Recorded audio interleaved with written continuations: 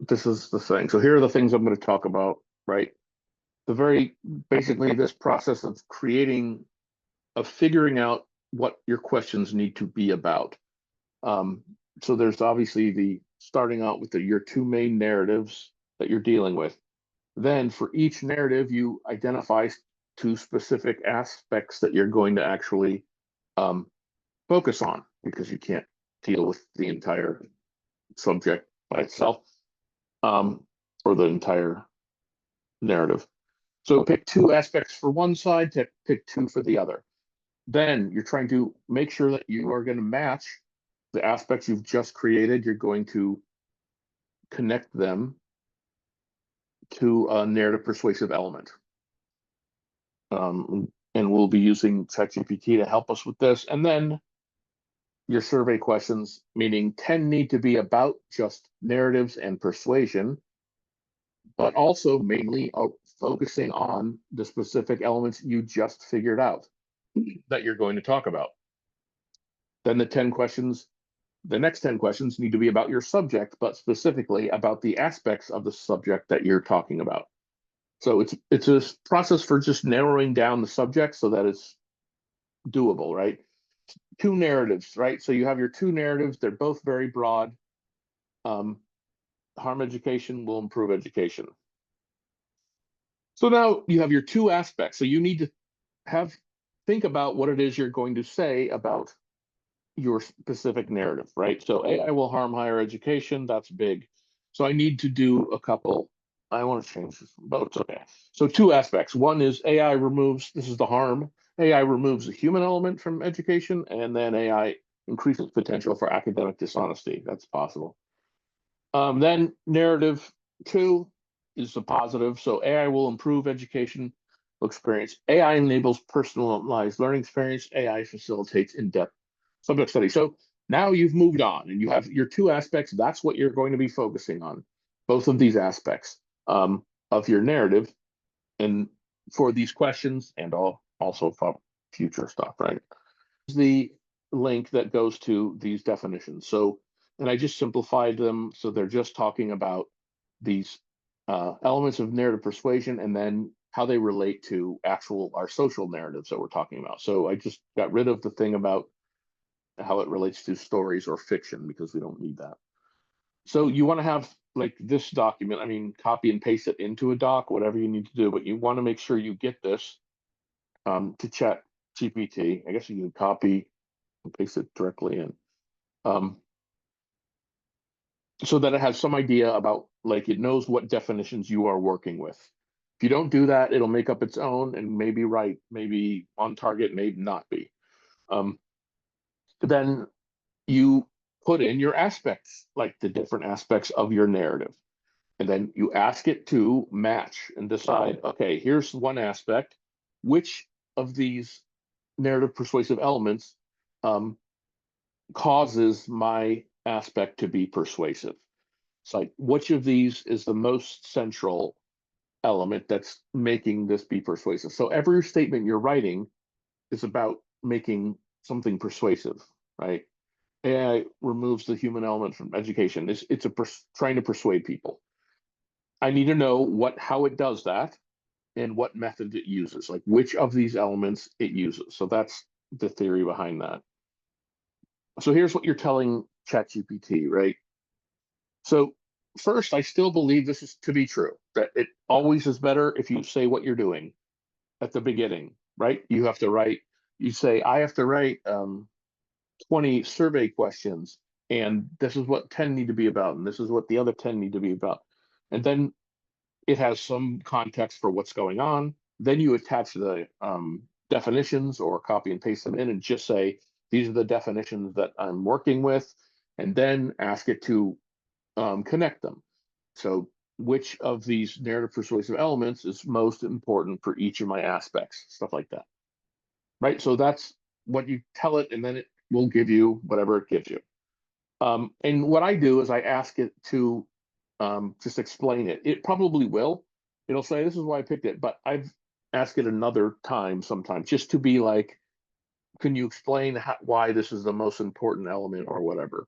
Um, like how is this so important? And that might explain more. So the point is, you need to make sure that you understand what it's talking about, right? So I'm picking transportation and reflection for these because I understand them. Now, something to think about doing, which might matter a little bit later, but it could be good now, is that you might want to use both. You want to pick two for both sides for both narratives, because later when we have to write this stuff, we have to compare these things, and when we do that, it might be easier if we have these two. But that's not a super requirement, but it's something to think about.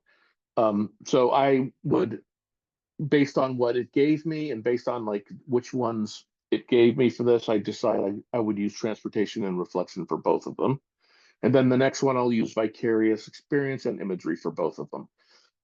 So that might be helpful. Again, not super crucial at this point, but sort of looking down the road. In any event, you come up with something, and now you have this grid thing. So everybody wants to have this somewhere like accessible, like a version like this. Um, just because, like I said, we're going to use it to write topic sentences and develop the essay. And just having it in a very sort of concise, clear way. Here's the main narrative, two positions and their elements, and then same thing on the side. Just having them set up that way will be very useful. So I would recommend having that. So now we're at the questions. So you have to, the first 10 have nothing to do with your subject, whatever your subject is. It's only about narrative persuasion, meaning narratives and also persuasion, but even more, it's even more about whatever elements you've just picked. So we can't, there's only 10 questions, right? So you can't possibly ask questions about every single aspect of narrative persuasion and figure out how people have responded to it over their life or whatever. And you don't really want that. You just want information about how people have been um, affected by or persuaded by the ones you care about. So this is the center of those 10 questions. And so you want to give that to ChatGPT and say, okay, I need 10 survey questions that will find out information about these narrative, persuasive narrative elements. So that's will be your focus. You don't want to end up with 10 questions just randomly about narrative persuasion. That's useless, right? So then, second part, next 10 questions. This is about your subject. And what you want to look at here is that you're going to obviously probably get some opinions, right? Like, so, I think guns should be illegal. Agree, disagree, or whatever. They'll do that one, which is fine. But then you need to really think about how you need questions that figure out or how they got to where they are, like what helped them form their position. So, and you want questions like that. So that's another thing to put in if you're having ChatGPT generate questions. Like you want to be like, okay, so I need 10 survey questions about how people feel about these subjects or these aspects, but also how they were persuaded to believe in them. Something along those lines you want to put in there because those are the questions that will be most useful to you, right? So not just the opinion and about your subject, but also how did they get to their opinion? What persuaded them? What elements or things persuaded them to believe what they believe, and then transfer them over. But the document will be useful. So if you have a Word document, right, just with the questions, and then you start a Google sheet. Now originally I said you go ahead and use multiple choice and also the scale or whatever. I just think just do multiple choice, right? The scale sometimes it just if you do the scale and it only does the two on the ends, that's people don't know what to do with that. So the way to do it is just this, right? You have the basic answers that you would have on a scale, but they're just in multiple choice um, format. And basically, you fill in one of these, and then you can just copy it using this little replicate question thing, and then create 10 of those so they're all filled in with the answers, and then you go back and you put in whatever statements you're going to put in. So that's my suggestion for that. It's just to stick with um, multiple choice, put the answers there, and go through. That's the easiest part, I think, for it. All right, you have that, you did it, and then you publish it. So you go up here, you click publish. Everybody needs to make sure they do this thing about connecting to a spreadsheet. So you click on responses, and it should say something about connect to new spreadsheet or something. And so you do that, right? And then it will create a sheet, a Google sheet for you, and that's where it will collect all the answers that you get. And that's how you'll need all of that to use any of this data. So that's why it matters. Also, it's worth it if you then happen to change questions or edit them or something, to go back to it and then say, I forget it, it'll ask you if you want to align with a new sheet or the same sheet or whatever. You just want to make sure it's up to date and still connected. So I usually just stick with the same sheet, but it'll like reconnect itself to it. So that's something to think about if you do any like just even minor edit things. All right, then the link. This is what you want to do is instead of using the Google where you put in addresses, I just don't know about that. Go up to the paperclip icon, you click on that, it has this long link. You want to shorten the link. It just makes it easier for just in general, especially if you want to embed this, which I'll show you in a sec. But like, so you shorten it, you copy it, and now you have this link. And so you can send it out, obviously, but the other thing to do, right? And I'll do it here. I'll do another one just to make sure. I don't know if everybody knows this or what, but this is how you embed links, right? And this is just on a regular Word document. You can pretty much do it anywhere. Then you select it, you double click or left or right click or whatever computers you're doing. You find hyperlink or something similar, and then you paste it into there. So then you should be able just to use this, like copy this thing and go around and put it in emails or whatever you're going to do. Which also, so a lot of people already have their 20 questions, whatever. So this is now about fixing them or revising them. It's pretty easy compared to, I don't know, olden times, whatever. So you create it, you do all that. Here's what you need to do to revise whatever you need to revise. You need to find out what your questions are actually gathering, like what information you're getting. So this is why you need a document that has all of your questions on it so that you could give it to ChatGPT and say, okay, so what am I actually gathering here? Like what information? So the first one I did was like, can you tell me what type of information these survey questions will collect? And can you tell me how many questions are involved in obtaining each piece of information? Because what I'm looking for here is I want to make sure there are more than one question for each of the main points that it's trying to gather data about.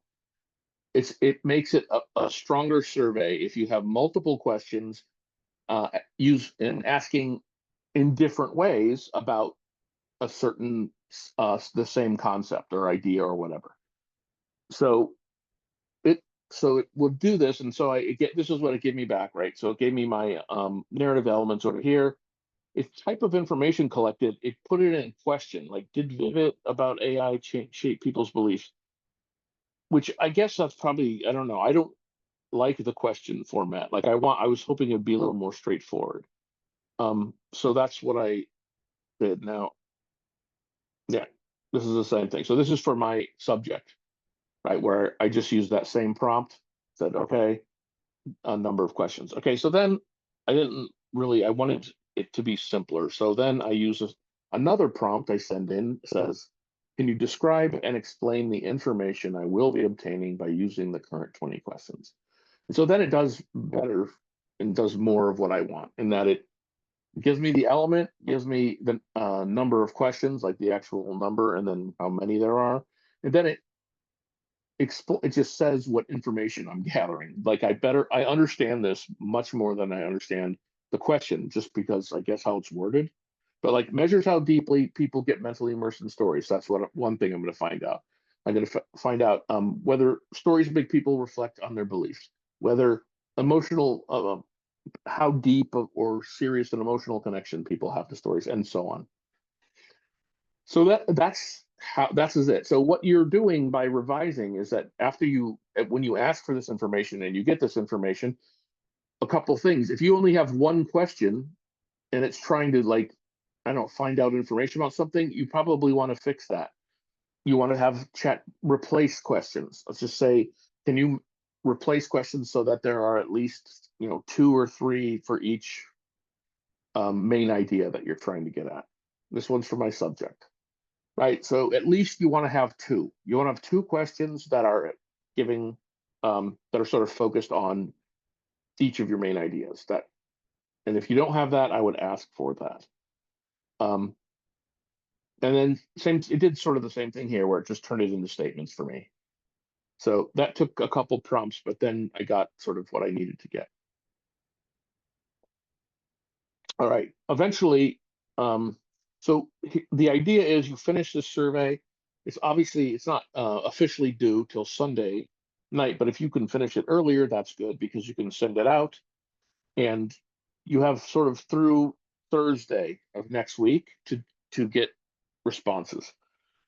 And because on Friday, what I want to do is have people like collect their data, like go over, here's what we do, here's how you turn it into graphs, and then here's how you use the information. There is a section of your research paper, the long paper we're doing for this end thing, that you will write this up, basically. You'll write up the methods you use to do this survey, you'll write up the results of the survey. So eventually this information will be used in a few different ways in your essay. On Monday, I'm going to go ahead and go over the entire. I know I keep being like, this is a section of the essay, this is a section of the essay. I'm going to show you the whole thing so that you know what I'm talking about. This is just, it's like a sort of a real APA paper because it's long, but you're putting it together with different elements. So I will explain that on Monday. All I wanted this was for people to focus on getting this survey done, and out and making sure that it was going to work. It kind of needs to work to some degree for you to be able to have an essay that works. So, okay, I think that was the last slide. Yeah. All right. So the idea is, if you have questions, like you want to do a chat question or you just want to talk, you could do that. You can email me. I just wanted to review again, sort of what we talked about, just because we've trying not to go too fast to get everybody far behind. So just finish this is all you need to worry about.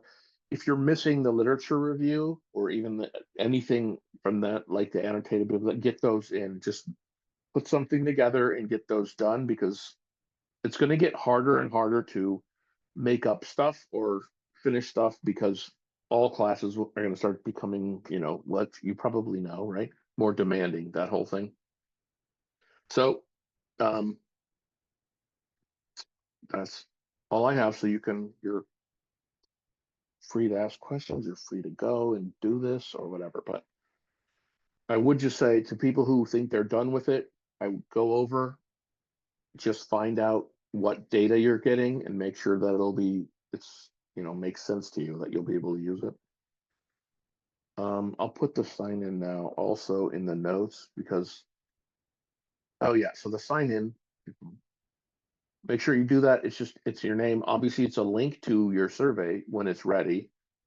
And then I just wanted to have people think about and then write down 4 ways you're going to distribute this, just to make you have it in your brain so that when you're done, you already sort of know, oh, I said I would do these things, and then you can go do those just to get, so you're thinking of, and I put a big list, I believe, right above it, just listing all the ways you can do this. So if you're struggling, again, 40 responses is can be a lot. Totally depends, but like, so anyway, the link when it's ready, and the way you plan to send it out, and your name, obviously. So sign in that, and then that's all I got for you. So.